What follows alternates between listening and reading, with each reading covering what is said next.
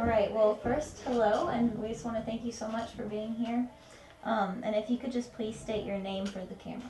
Okay, my name is Lance Miner, Okay, and what was your address here on Audubon? 1145 Audubon Drive. Alrighty.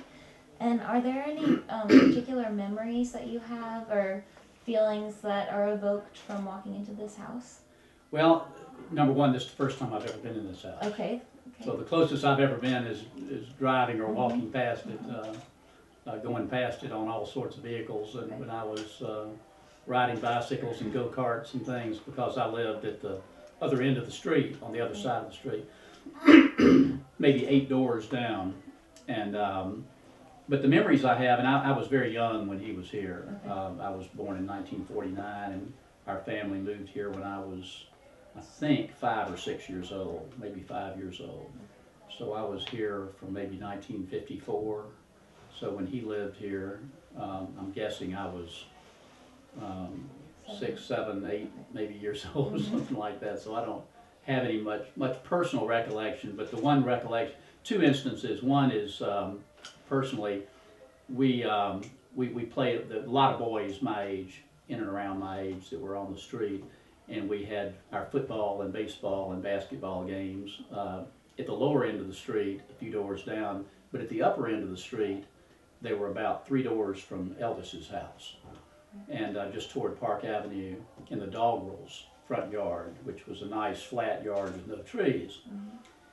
And so I guess a lot of the houses didn't have many trees then. It's hard to fathom that now, but we had some football games there. And I remember one day, when I was very young, and a group of us were playing football with some of the older guys, and I remember Elvis walking up, because it was the first and only time I think I ever saw him on the street myself. But he walked up, and he had a football. He had a white football, white kind of a plastic football with black stripes on it, the kind you would get at a dime store.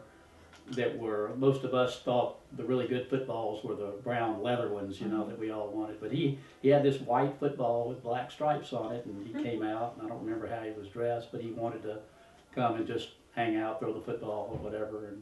And we thought that was kind of neat that he would be interested in coming out with a group of little kids like us. And anyway, I don't recall whether we played football or whether he joined our game or whether we just had him throw the football with us or whatever, but that's my only recollection. My dad was in the insurance business, and he and one of his insurance partners called on Elvis one day. And my mother and dad had told me this story, and the way his story goes, as best my wife and I can recall, is that my dad and his partner made an appointment to come by and see him. Back then, insurance agents would call on people and come to their homes and talk to them and explain to them what the products were and if they wanted to buy any.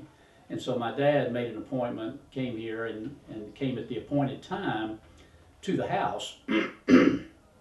And my recollection of what he said is that he came in and was pretty quickly, led into the home and brought into the room where there was a pool table, and some of Elvis's friends or cronies or somebody was shooting pool in the back, I'm guessing in one of the larger rooms in the back. And my dad was asked to, have a seat, but Elvis doesn't get up this early in the day. I'm guessing they came at 9 or 10 o'clock, and then he was informed that Elvis would probably not be waking up until afternoon. And so you've got a little bit of a wait, but if you're welcome to wait. And so they waited.